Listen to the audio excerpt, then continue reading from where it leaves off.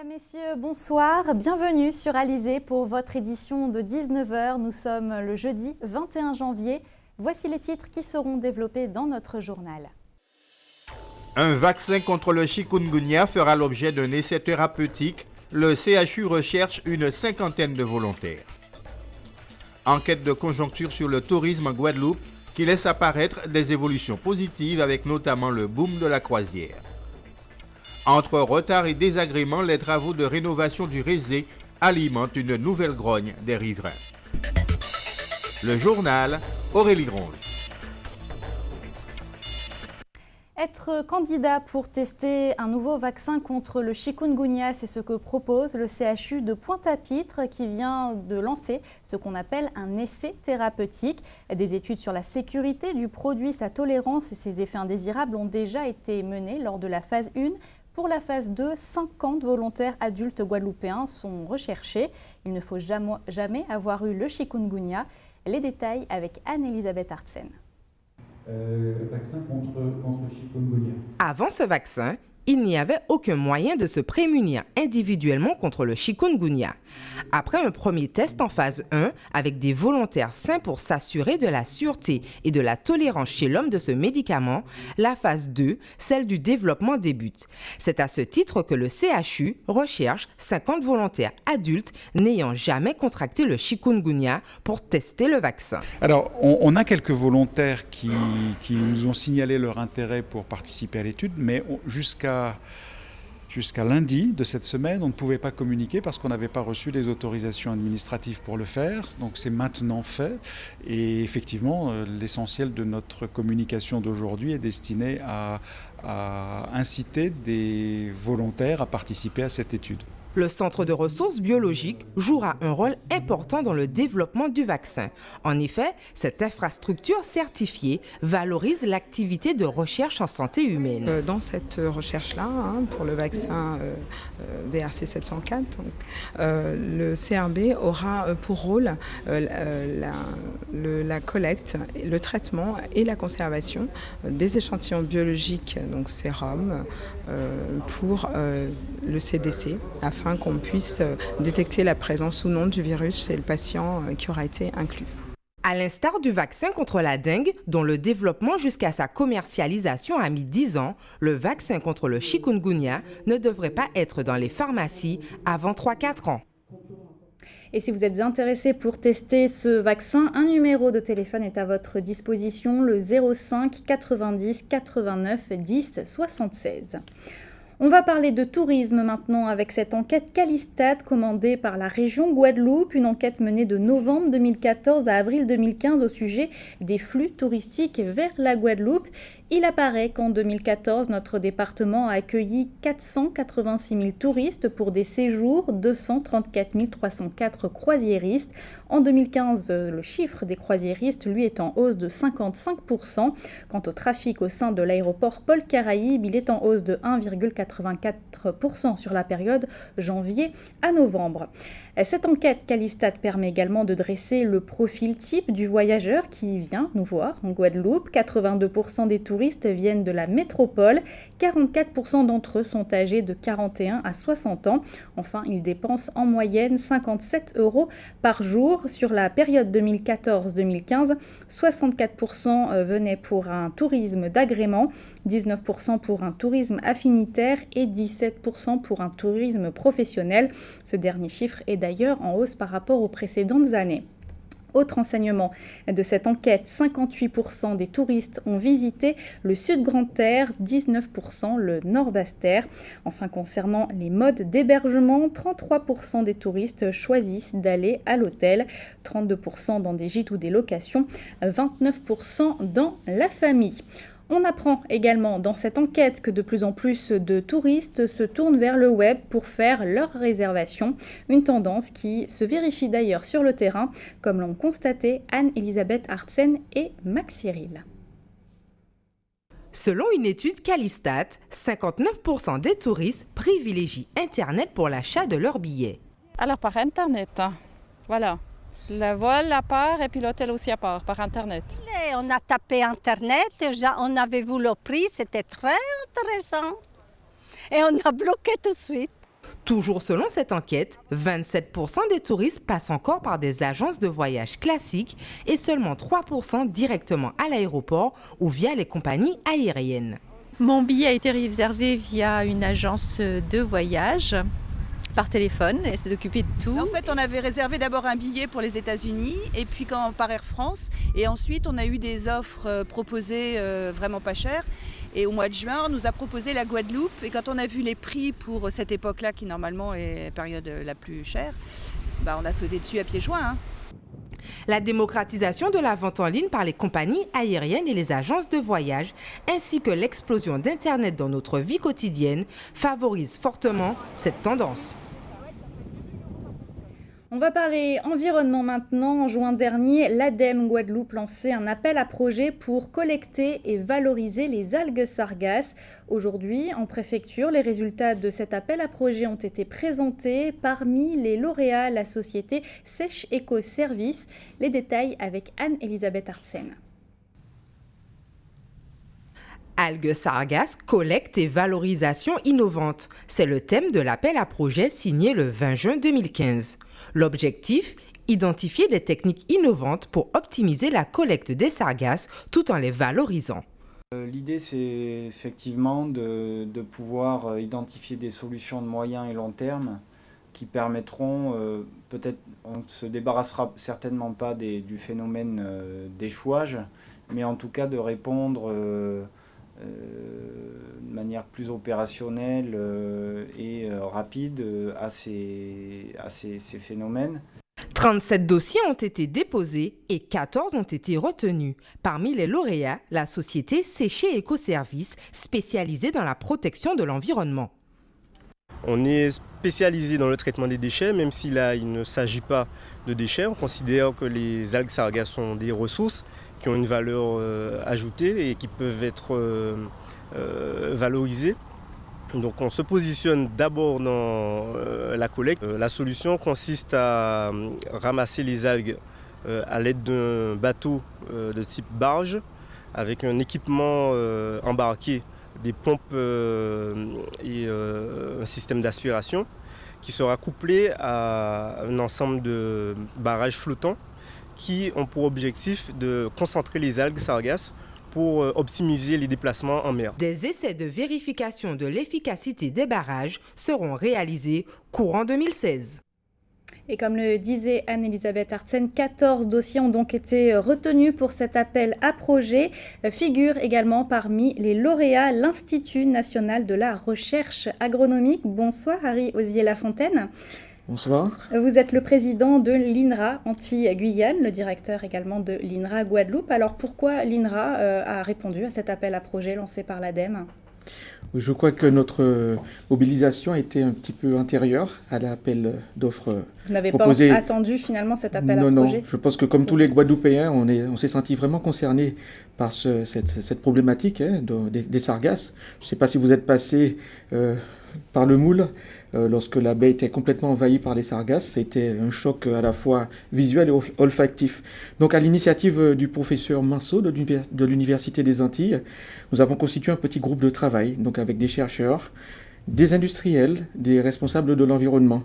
Et nous avons commencé à travailler à des réponses possibles pour répondre à cette problématique. Alors dans cet appel à projet, il y avait deux volets, le volet collecte et puis le volet valorisation. Oui. Deux projets de l'INRA ont donc été retenus. Oui. C'est donc pour le volet valorisation. Est-ce que vous pouvez nous en dire plus sur ces projets ? Oui, donc ce qu'il faut savoir, c'est que les algues sargasses que nous recevons sur nos côtes ne sont pas tout à fait identiques à celles qui arrivent sur les côtes de Bretagne ou au Japon. Ça, c'est une chose. Et puis, entre le lieu où elles sont générées, c'est-à-dire, par exemple, sur les côtes du Brésil, et puis leur arrivée chez nous, elles subissent un parcours qui est assez long. Et pendant ce parcours, elles peuvent donc changer leur composition en se chargeant en molécules. Ça peut être des pesticides, ça peut être des composés toxiques, ça peut être des métaux lourds. Donc il est vraiment indispensable de pouvoir procéder à une caractérisation, comme on dit, bio-physico-chimique très très complète de ces algues avant de prétendre à leur valorisation. Donc ça c'est l'objectif numéro 1. Donc derrière cette caractérisation, donc, il est question aussi d'aller rechercher les molécules d'intérêt. Voilà. Et puis donc de tester la bioactivité de certaines molécules, par exemple en utilisation agricole comme biopesticides. Ce sont les 2 projets que vous avez. Donc, ça c'est le premier axe. Le deuxième axe concerne la valorisation potentielle des sargasses en agriculture et en élevage. Alors en agriculture, c'est comme par exemple en utilisation comme biofertilisant, par exemple, donc sous forme de compostage ou en épandage direct. Et puis pour l'élevage, donc c'est l'alimentation. Donc ça peut être une alimentation directe sous forme brute ou par exemple sous forme de granulés, mais aussi une alimentation qui se base sur les propriétés qu'on dit alicamentaires, c'est-à-dire aliments, médicaments. Voilà, donc il y a des possibilités et c'est ces possibilités que nous chercherons à exploiter. Alors concrètement, le fait que vous soyez lauréat, ça veut dire que vous allez recevoir, j'imagine, des fonds pour ces projets. Oui. Nous allons recevoir un budget de l'ordre de 500 000 euros, un peu plus, 520 000 euros, on va dire. Voilà pour les 2 actions, les 2 axes que je viens de décrire. Et donc c'est un projet qui va se dérouler sur 18 mois, parce que les attentes sont fortes et il faut que ça soit fait et qu'il y ait des réponses qui soient livrées très rapidement. Donc par exemple pour la caractérisation des sargasses, nous attendons des réponses à l'échéance de 11 mois à peu près. Pour les composts, d'ici 6 mois, on devrait avoir des premiers résultats. Et puis bien sûr, petit à petit, on arrivera à produire des résultats, j'espère, significatifs à échéance des 18 mois. On suivra ça en tout cas avec grand intérêt. Merci Harry Osier et Lafontaine d'avoir été sur notre plateau. Je rappelle à nos téléspectateurs que vous êtes le président du centre INRA Antilles-Guyane. Merci à vous. On en vient à l'actualité dans notre grande région de la Caraïbe. Nous allons prendre tout de suite la direction de l'île de la Dominique. Nous irons également ce soir en Haïti ou encore au Brésil. Voici la Minute Caraïbe. Lennox Linton, le leader de l'opposition à la Dominique, est connu pour sa critique contre le gouvernement qu'il accuse régulièrement de corruption. Comme plusieurs autres pays de la région, la Dominique gère un programme de citoyenneté économique qui permet à des étrangers d'acquérir la nationalité dominicaine avec un passeport et la possibilité d'ouvrir un compte bancaire ou de faire des investissements immobiliers. Cette procédure est aujourd'hui vivement critiquée à la Dominique. Lennox Linton accuse certains hauts fonctionnaires de l'île de revendre des passeports à des criminels pour du blanchiment d'argent. Il prend pour exemple le projet Layou River Hotel qui aurait généré un programme de plusieurs millions de dollars, mais à ce jour, il n'y a toujours pas d'hôtel et pas d'emplois créés. Autre escroquerie selon Linton, ce serait la vente de passeports diplomatiques qui donne droit à l'immunité diplomatique. Il ajoute que la vente de passeports diplomatiques est un danger pour la sécurité mondiale. Les passeports diplomatiques d'un État souverain se retrouvent dans des mains d'escrocs et criminels impliqués dans le racket, la corruption et le blanchiment d'argent. Le ministre et écrivain Odule Bitol était candidat à la présidence des élections haïtiennes avant de se retirer de la course en juin 2015. Bitol sort maintenant du silence pour prendre la parole au sujet de la crise haïtienne. Il rappelle qu'Haïti est la première république noire au monde, le premier État indépendant des Caraïbes, ainsi que le premier pays de l'hémisphère occidental à avoir aboli l'esclavage. Malheureusement depuis, Haïti a été très instable et le sang coule toujours. Il ajoute que son pays est toujours dévasté, qui par un coup d'État, des manifestations sanglantes, le meurtre de journalistes ou de policiers, et lorsque l'on croit que tout va se calmer, une épidémie arrive et tout est bien pire encore. Pour Bitol, la politique, les églises évangéliques et d'autres secteurs écrasent le peuple haïtien. Bitol compare Haïti à un véhicule avec des ennuis de moteur tous les jours et tous les jours encore, il faut demander de l'aide. Pour lui, cette misère constante du pays Haïti profiterait à quelques-uns qui ont fait fortune au détriment de la nation. Odule Bitol en appelle à Dieu face à l'ensemble des problèmes que traverse Haïti et à unir les prières de chacun. La présidente du Brésil, Dilma Rousseff, a annoncé hier avoir signé un décret réglementant la gouvernance de l'autorité publique du football afin d'assurer la modernisation effective de la gestion des clubs. La présidente a souligné le succès de la Profoot qui a déjà 111 clubs inscrits.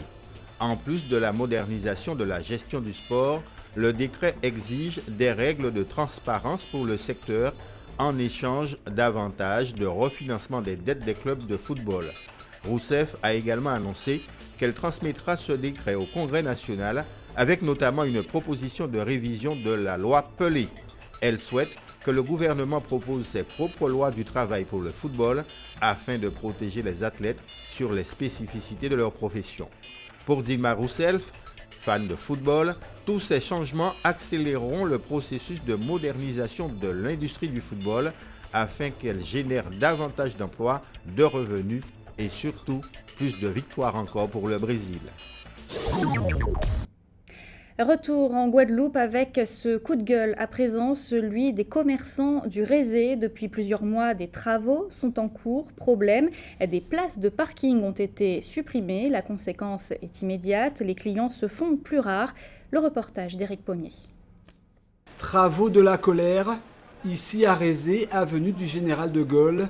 Tous ces travaux inscrits dans le cadre de la rénovation urbaine du Rézé font débat. Tous les commerçants de la zone sans exception sont mécontents. Et cela fait 2 mois que ça dure précisément. Entre-temps, les commerces les plus fragilisés ont déjà baissé leurs rideaux. Lynn Belaï, habituée à voir des clients défiler toute la journée dans sa boulangerie, voit sa clientèle réduite au strict minimum. Elle craint avec ses travaux, de surcroît engagés sur une trop longue durée, que les 40 ans de l'activité de son entreprise ne soient réduits à néant.